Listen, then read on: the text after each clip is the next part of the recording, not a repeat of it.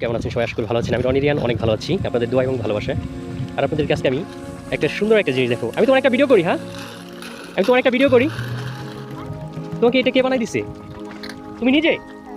এটা কি বলা হয়, এটা কি জানো? এটা স্কেটিং বোর্ড। তুমি এটা নিজে কিভাবে বানাইছো?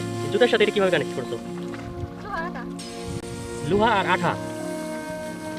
ওয়াও, দেখেন গাইস, এটা কিন্তু আলাদা একটা জুতা। আর এটা নিচে কাঠের সাথে ব্যারিং দিয়ে একটা স্কেটিং বোর্ড বানাইছে।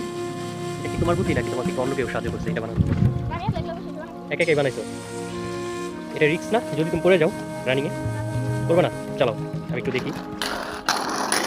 গাইস, ওয়াও, তার নিজের চেষ্টায় মানে এইভাবে কাঠ দিয়ে, যেটা একটা স্কেটিং বোর্ড কিনতে গেলে এখন বর্তমানে মেবি নর্মালি একটা বোর্ড কিনতে গেলে 3 থেকে 4 হাজার টাকা লাগে, সেখানে কিন্তু ও মানে ওর চেষ্টায় ও 1,000 টাকা খরচ যায় নাই, সুন্দরভাবে একটা স্কেটিং বোর্ড তৈরি করা হয়েছে।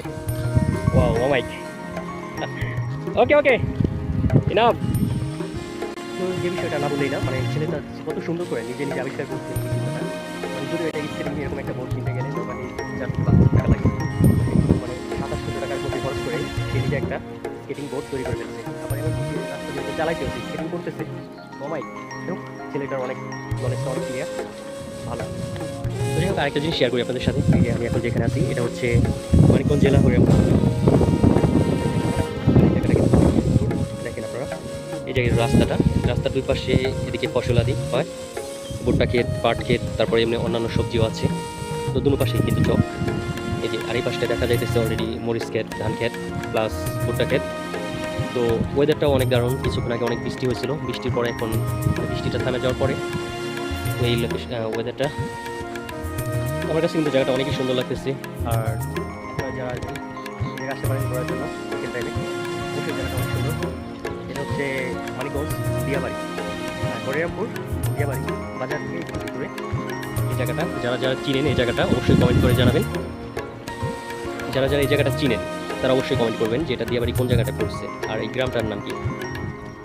তো আমরা কিন্তু আসছি এখানে বিয়ের ট্রিপ নিয়ে, বিয়ে বাড়িতে।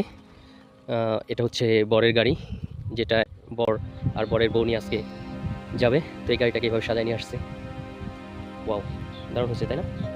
তো যাই হোক, সবাই খাবার দাবারের জন্য বিয়ে বাড়ির ভিতরে গেছে। তো আমি এখানে অপেক্ষা করতেছি তাদের জন্য।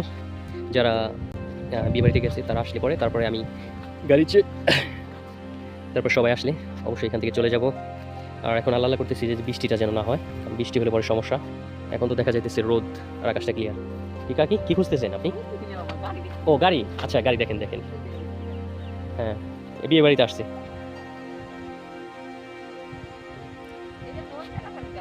হ্যাঁ, এগুলো হলো নবাবগঞ্জ থেকে আসছে। কেন? ও আচ্ছা আচ্ছা, এগুলো সব নবাবগঞ্জের গাড়ি। যাই হোক, কাকি আমাদের গাড়িগুলো দেখে প্রশংসা করলো যে আমাদের অঞ্চলে এই ধরনের গাড়ি নাই, মানে সোজা সিটের। এই অঞ্চলে যে গাড়িগুলো আছে ম্যাক্সিমাম আর কি উল্টা সিট।